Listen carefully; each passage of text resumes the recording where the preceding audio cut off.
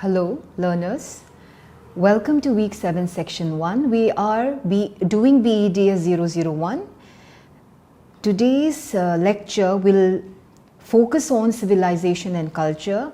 We have already completed week 6. Now we are on to week 7, section 1, wherein we will be discussing culture, civilization, so on and so forth. As you know, we are doing course BEDS 001, Overview and Perspectives of Values. Let us first discuss what civilization is.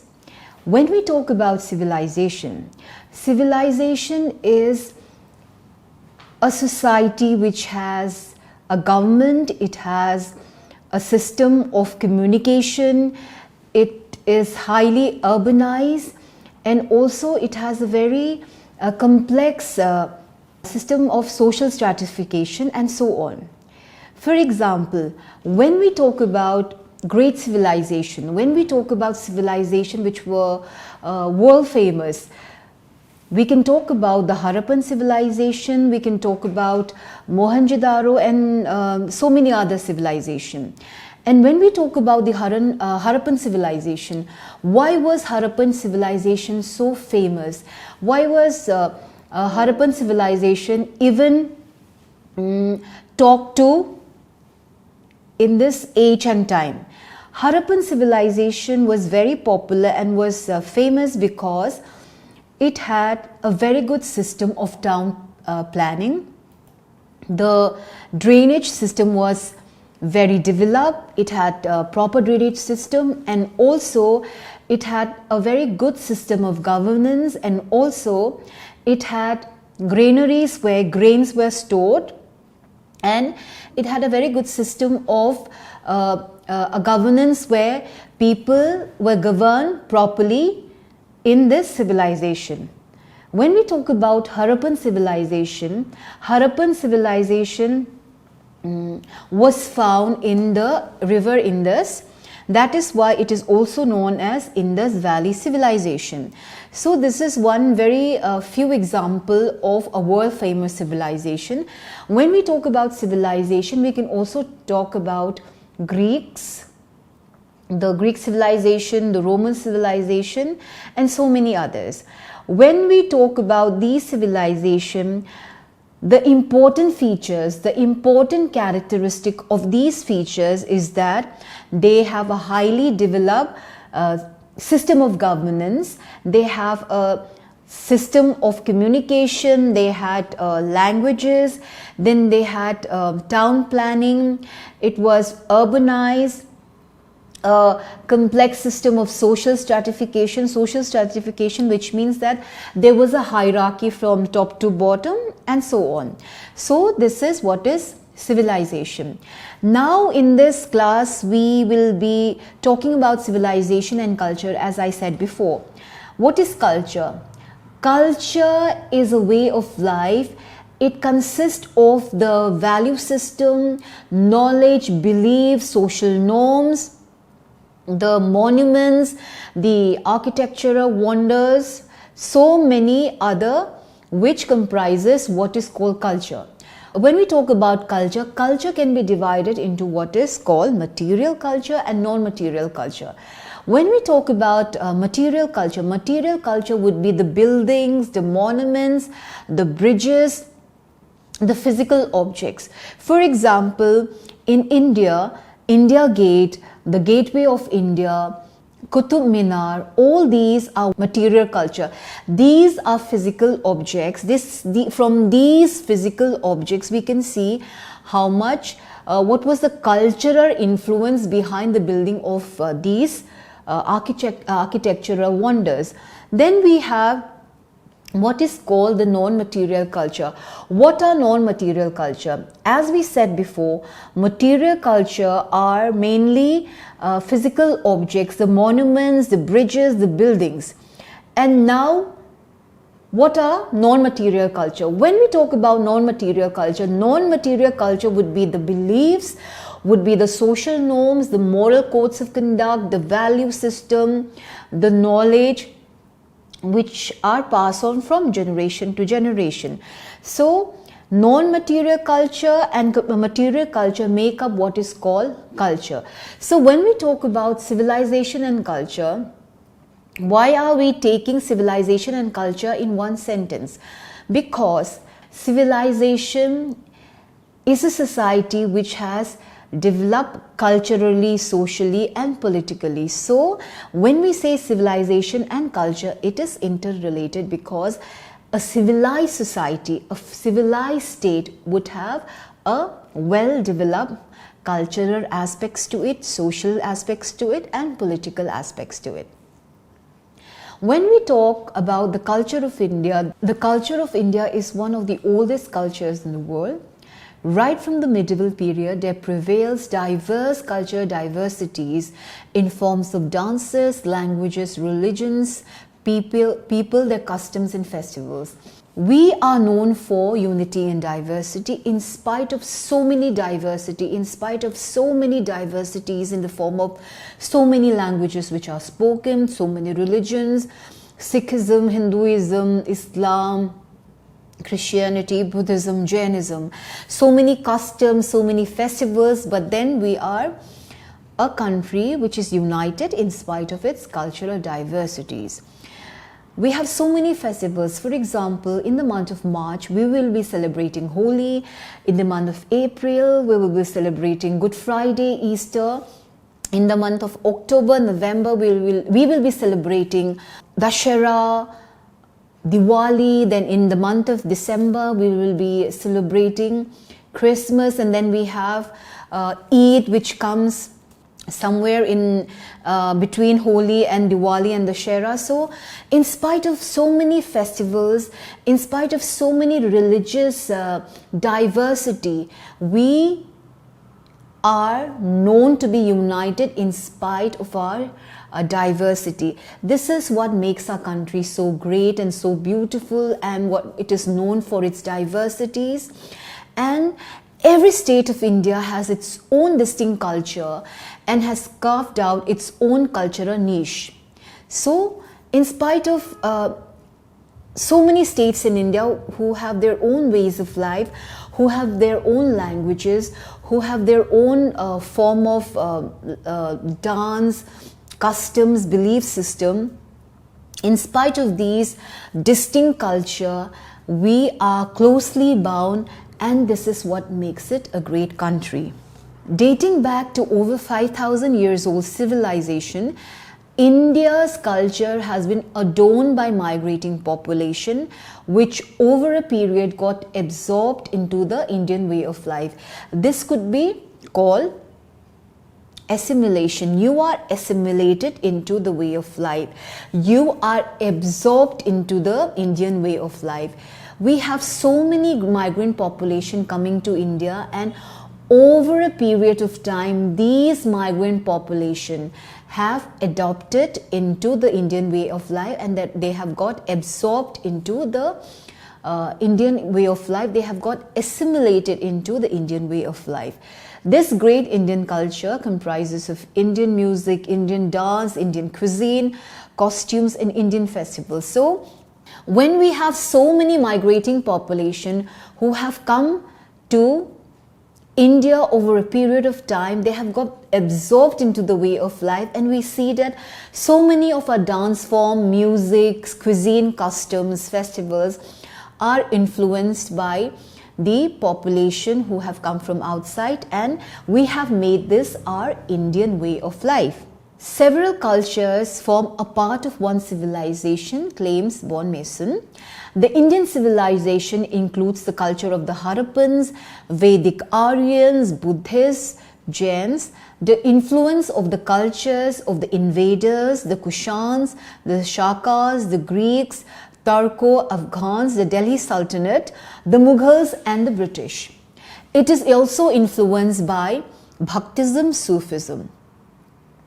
The Kushanas under Kanishka introduced the Gandhara school of art, which used Greek art to depict Buddhism. So this is what we call getting absorbed into the Indian way of life. What has become the Indian way of life? The Indian way of life had been influenced by the cultures of the Harappans, the Buddhists, the Jains, then the invaders like the Greeks, the Shakas, the Delhi Sultanate, the Mughals, the British, and also a movement which is called Bhaktism and Sufism. So we have these cultural influence which have become a part of Indian life. When we talk about Islam, Islam was introduced in India by the Arabs in the 8th century AD. It became one of the major religion in India.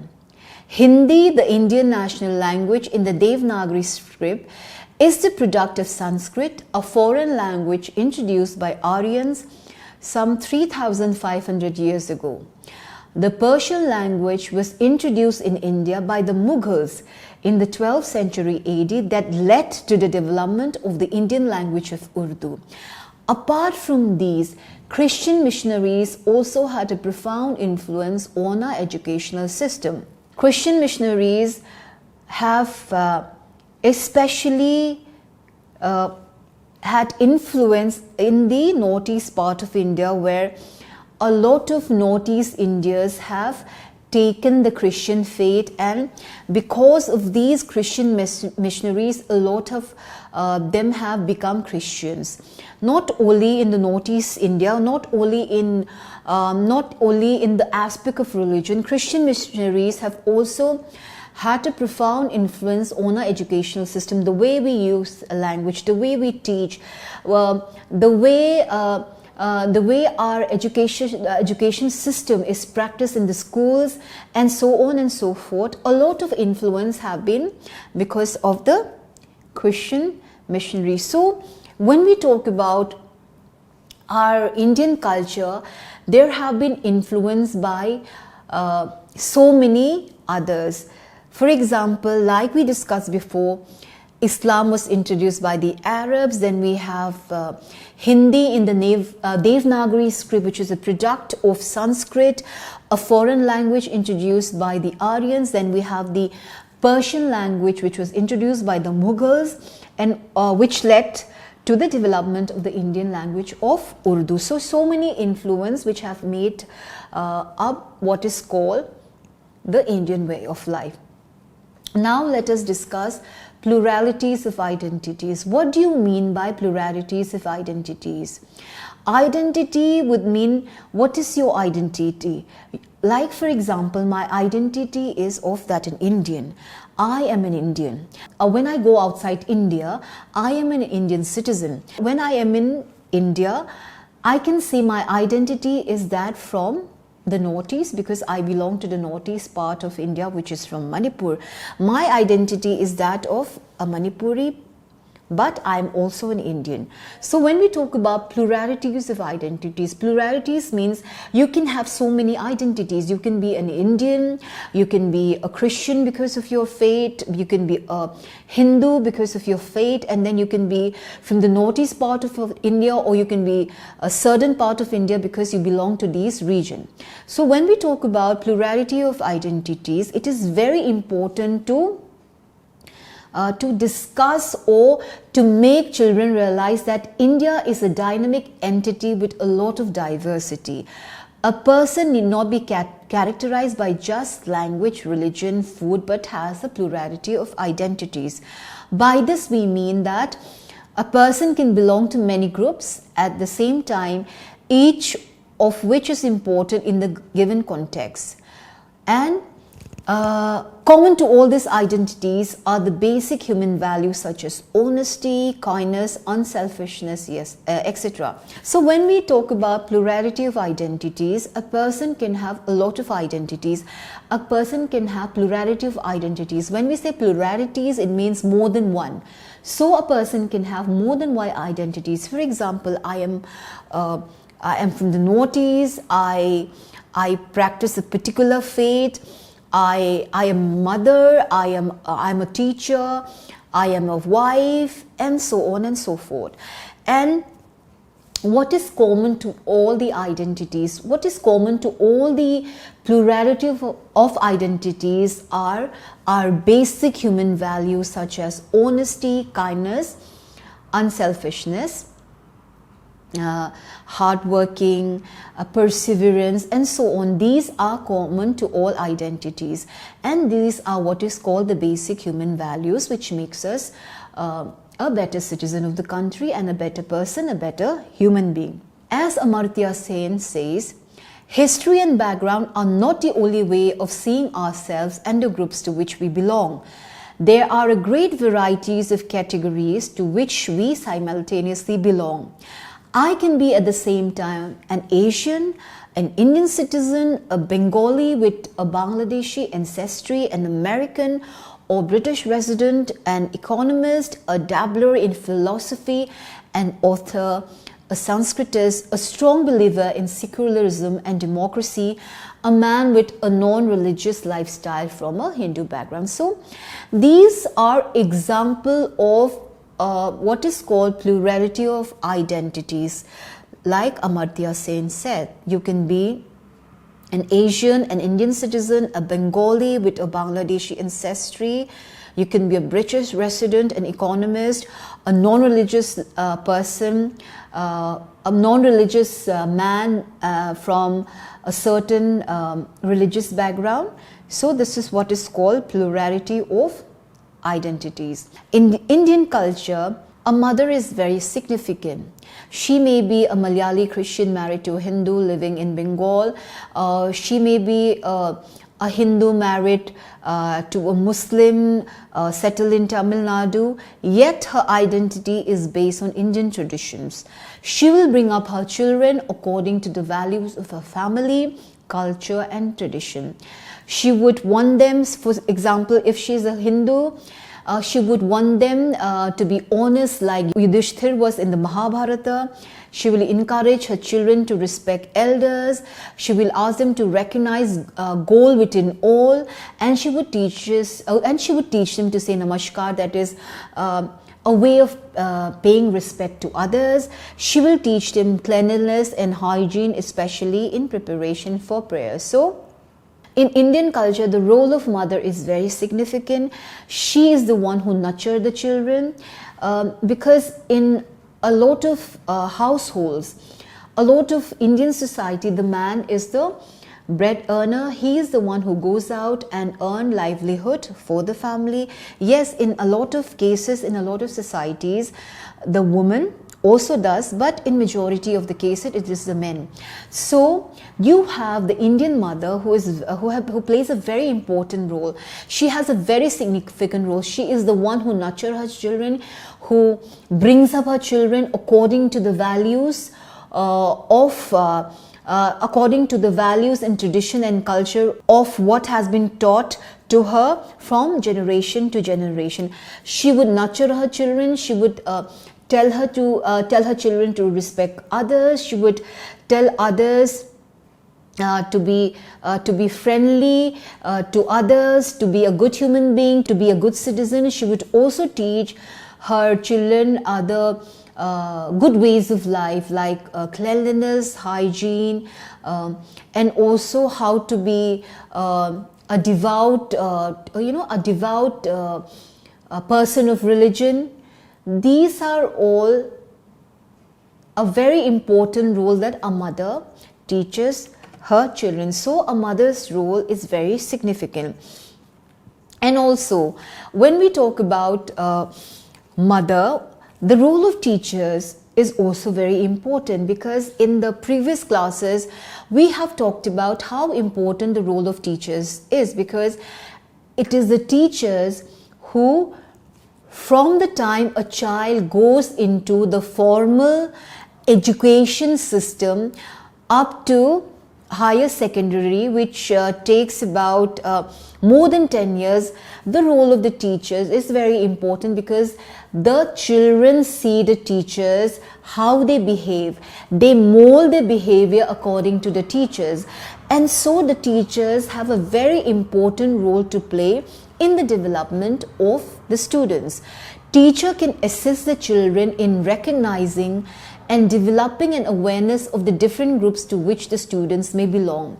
At the same time, teachers should help them recognize that underlying all the different groups is a basic human values, unity of human values that represent one great nation.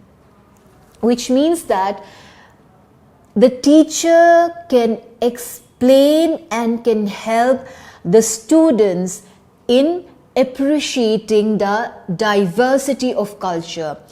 In a school setup, you have students, you have children who come from diverse background, they come from various regions, they practice different religion, they have different ways of life, they have different cuisines, then they speak different languages. So to appreciate this diversity, to appreciate the culture, this distinct culture, the teacher has a very important role to play in helping the children in recognizing and developing an awareness and sensitizing the children to the other children who belong to diverse groups. So it is up to the teachers to help the children appreciate the diverse group of children.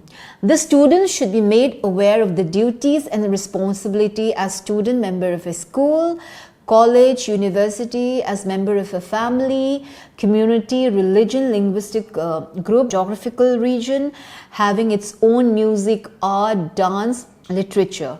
So it simply means that you appreciate the culture of others, you appreciate for the uniqueness of others' culture, you are sensitive towards other culture, because what your culture is may be different from the other culture, but the beauty should be that the different children who belong to different culture should be united and they should appreciate each other culture. Each aspect of culture should be appreciated and celebrated through different activities as concerts, dramas, debates, discussion, poster preparation and presentation. So this is a very wonderful activity. This is a very good activity for the teachers to help students appreciate each other culture in the form of organizing activities like concerts. Maybe it could be a musical concert, it could be dramas, appreciating and showcasing different cultures of different parts of India, debates, poster preparation and discussion. And also there can be an informal musical concert or program of different dances. And students can also have an exhibition of different crafts and costumes. You have a lot of children belonging to the northeast part of India, from the southern part of India, and they have so many beautiful costumes. So to make other children who do not come from these part of the region, they can organize exhibition to showcase their different crafts and costumes, to make them aware that these are the rich cultural heritage of these part of the country. And also an informal concert of songs could also be organized. Therefore, when we talk about identity, who am I? What is my identity? So it is through these concerts, discussion, preparation that your identity who am I, this identity can come out, it can be reflected. And also identities together create an individual along with one's personal traits, likes, dislike, values and beliefs. So in today's class, we have discussed what is civilization, what is culture, what is pluralities of identities. With this, I have completed week 7, section 1. Thank you so much.